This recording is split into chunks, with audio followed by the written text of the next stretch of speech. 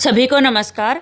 जैसा कि मुझे लगता है सभी बच्चों को पता होगा कि आपका मिड टर्म का सिलेबस 9th क्लास का मिड टर्म का सिलेबस जो है वो जारी हो चुका है कि आपके मध्यावधि परीक्षा में सिलेबस क्या आने वाला है। और इससे पहले हमने एसएसटी और संस्कृत का सिलेबस डाल दिया है और ये हिंदी का सिलेबस है। आप इसको ध्यान से समझिएगा कि आपको क्या क्या उस सिलेबस में पढ़ना है।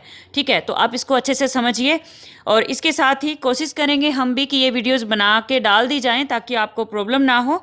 तो आप सिलेबस को देखिए अच्छे से और इसके साथ ही अगर चैनल को सब्सक्राइब नहीं किया है तो ज़रूर कर लीजिए ताकि आने वाली वीडियो आपको टाइम से मिल सके।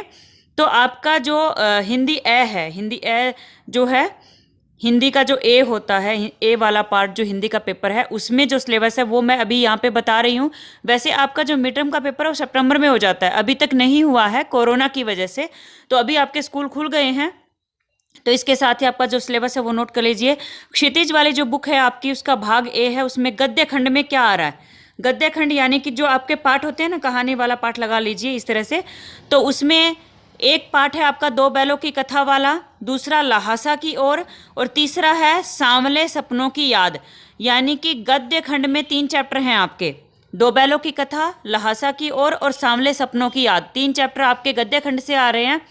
और काव्य खंड यानी कि जो पोइम वाला, कविता वाले जो पाठ हैं उनमें आपके 3 आ रहे हैं, साखियाँ एवं शब्द, किसके, कबीर के, सेवैये और कैदी और कोकिला। ठीक है, ये 3 इसमें काव्य खंड से आ रहे हैं। फिर कृतिका जो है आपकी, कृतिका में भाग 1 से आपका क्या आ रहा है, मेरे संग की औरतें और रीढ़ की हड्डी। ये 2 चीज़ें आ रही, 2 चैप्टर आ रहे हैं।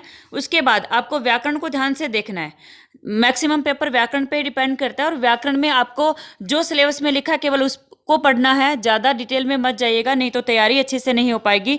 तो आपके सिलेबस में उपसर्ग और प्रत्यय हैं, समास है। उसके बाद है आपका वाक्य के भेद। वाक्य के भेद भी आपको अर्थ की दृष्टि से करने हैं। वाक्य के भेद तो करने हैं लेकिन अर्थ की दृष्टि से, इस बात को नोट करिए। फिर आपके अलंकार हैं। अलंकार केवल 3 आ रहे हैं आपके सिलेबस में। तो शब्दालंकार, शब्दालंकार 3 आ रहे हैं। कौन कौन से, अनुप्रास, यमक और श्लेष। ठीक है, फिर अर्थालंकार कौन कौन से आ रहे हैं, उपमा, रूपक, उत्प्रेक्षा, अतिशयोक्ति एवं मानवीकरण। तो आप केवल इन्हीं अलंकारों को पढ़ेंगे, इससे बाहर का कोई भी अलंकार मत पढ़िएगा। उसके बाद आपका एक अनुच्छेद लेखन आएगा, मतलब जो समसामयिक और व्यवहारिक जीवन, मतलब नेचुरली आपके जीवन में जो कुछ चल रहा होता है उससे रिलेटेड कोई अनुच्छेद होगा, पैराग्राफ लिखना होगा आपको, या करंट में कोई भी न्यूज चल रही है या ऐसा कुछ होगा जो आपके आसपास घटना घटित हो रही है, उस पर आपको एक अनुच्छेद, एक पैराग्राफ लिखना होगा जो आपको 80 से 100 शब्दों में लिखना है। उसके बाद आपका पत्र है। पत्र आपके पेपर में लिखना आएगा, औपचारिक अनौपचारिक दोनों तरह के पत्र आपको करने हैं। फिर उसके बाद संवाद लेखन है। फिर एक लघु कथा लेखन आएगा आपका, छोटी कहानी जो लिखनी होती है। और फिर है पठित एवं अपठित बोध, यानी कि पैराग्राफ आता है जिसमें से आप प्रश्न वगैरह, प्रश्नों के उत्तर वगैरह छांट के लिखते हैं। तो इस प्रकार आपने ये हिंदी का सिलेबस देखा। तो अगर आपको वीडियो पसंद आए तो लाइक, शेयर और सब्सक्राइब कीजिए और इससे संबंधित जो भी सुझाव हैं वो आप हमारे कमेंट बॉक्स में लिख सकते हैं। धन्यवाद।